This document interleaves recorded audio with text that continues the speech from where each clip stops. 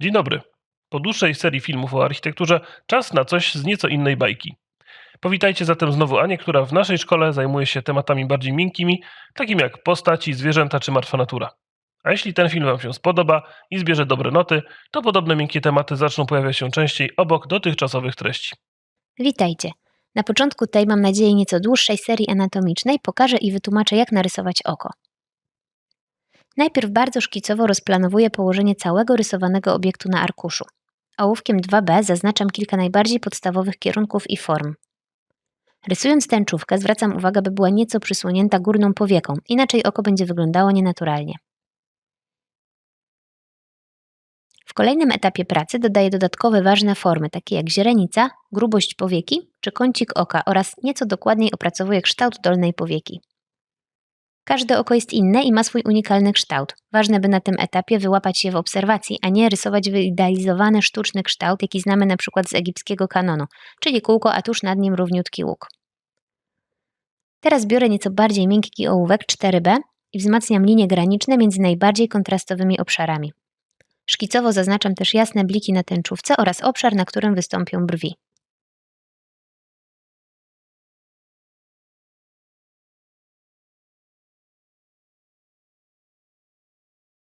Cieniowanie będę układać etapami, dosycając całość stopniowo kolejnymi warstwami. Zaczynam od najciemniejszego miejsca, jakim będzie źrenica oka i sąsiadująca z nią tęczówka. Na tym etapie warto pamiętać, by białe odbicia pozostawić nieruszone. Mocno pocieniowany obszar papieru wytarty gumką nie będzie już nigdy tak świetlisty jak biel kartki. Dzięki dodaniu kolejnych warstw ołówka nie tylko wzmacniam cieniowanie, ale też lepiej stapiam wcześniejsze kreski z nową plamą i koryguję nierówności. W przypadku tęczówki kolejna warstwa cieniowania nie musi przykrywać szczelnie całego poprzedniego podkładu. Dzięki temu uzyskuje wrażenie naturalnych przebarwień tęczówki i sugeruje jej promienistą strukturę.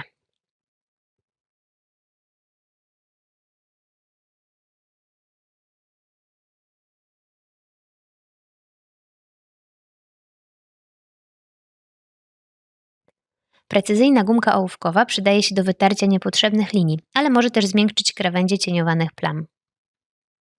Lubię zachowywać w pracach ich rysunkowy charakter, więc cieniowanie powieki i innych partii niebłyszczących prowadzę wyraziście bez zagłaskiwania plamy.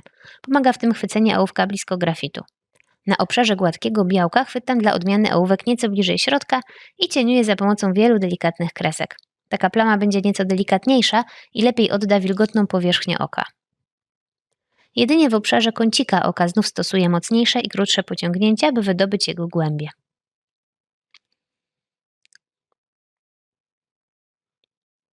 Drobniejsze pasma cieniowania pomogą zasugerować to, że powieka nie jest zupełnie płaska, tylko zawija się na krawędziach. Podobnie ciemniejsze pasmo na białku i tęczówce zbuduje cień rzucany przez powiekę, co nada oku dodatkowej głębi. W miarę tworzenia staram się kontrolować poziom kontrastu i nasycenia. Gdy w wyniku cieniowania białko zaczyna za bardzo zlewać się z otaczającymi powiekami, dodaję dodatkową warstwę cieniowania i kilka ostrzejszych linii, by zróżnicować oba te obszary.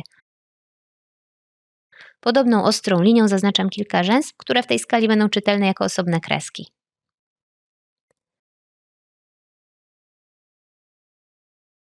Nasycenie cieniowania na białku w obszarach sąsiadujących z powiekami doda oku wrażenia obłości. Tu znowu stosuję delikatniejszy chwyt ołówka.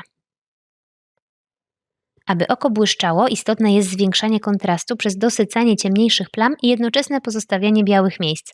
Obszar białka też będzie miał swoje białe bliki, które tu delikatnie zaznaczam i wzmacniam gumką ołówkową. Nie będą one jednak aż tak wyraźnie widoczne.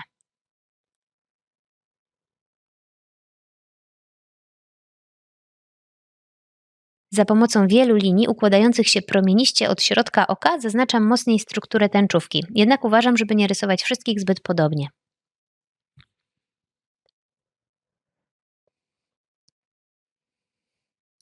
Podczas rysowania ołówkiem naturalne jest delikatne zaszerzanie kartki nadgarstkiem. Można to wykorzystać do rysowania gumką ołówkową i tworzenia świetlistych powierzchni. Tak też robię z dolną grubością powieki. Nie będzie ona jednak wszędzie tak samo biała, dlatego dodaję delikatny gradient, który miękko osłabnie i przejdzie w biel. W międzyczasie dodaję też dolne rzęsy pojedynczymi zdecydowanymi pociągnięciami. Na tym można by z grubsza poprzestać, ale oko lepiej będzie się prezentowało w kontekście. Te wszystkie miękkie cienie na skórze dookoła oka po prostu stworzą łagodniejsze przejście od ciemnego obiektu do bieli kartki. Wtopią w nią rysunek. Stosuję tu średni chwyt ołówka i podobnie jak w powiece zaznaczam plamy cieniowania tak, by wyraźne były ołówkowe kreski. Później będę to jeszcze trochę zmiękczać, ale dzięki takiemu podejściu praca będzie miała zadziorny, rysunkowy charakter. Druga plama cieniowania już powoduje lepsze stapianie się całości z bielą otoczenia.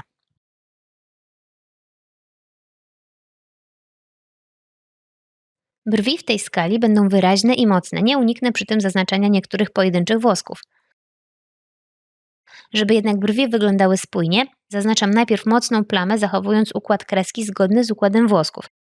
Następnie dodaję pojedyncze, grubsze włosy, a na końcu wszystko jeszcze raz stapiam ogólną plamą.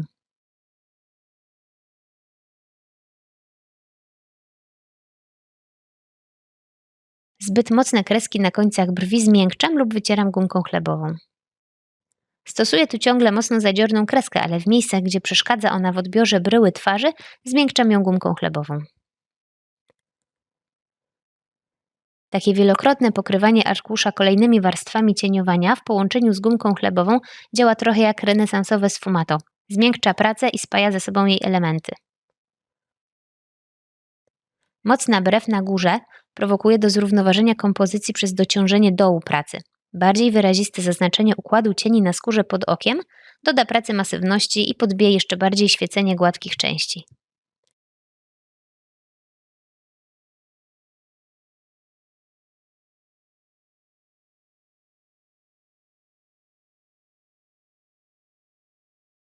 Po skończeniu dużych partii na końcu rysowania lubię jeszcze powydobywać w różnych miejscach drobne smaczki i wykonać niewielkie korekty. Czyszczę drobne zabrudzenia w świecących miejscach, miękkim ołówkiem dosycam czerń źrenicy, a za pomocą ołówkowej gumki zaznaczam pojedyncze jasno błyszczące rzęsy. Mam nadzieję, że ten poradnik przypadnie Wam do gustu. Wasze polubienia pod tym filmem oraz komentarze z sugestiami tematów będą najlepszym sygnałem, czy na tym kanale mają pojawiać się kolejne filmy z rysowaniem ludzi, zwierząt czy martwej natury. Dzięki za obejrzenie do końca. Tymczasem zapraszam Was do zerknięcia na moje filmy o podobnej tematyce, które już są na naszym kanale. Linki znajdziecie w kartach oraz w opisie pod tym filmem. Do zobaczenia.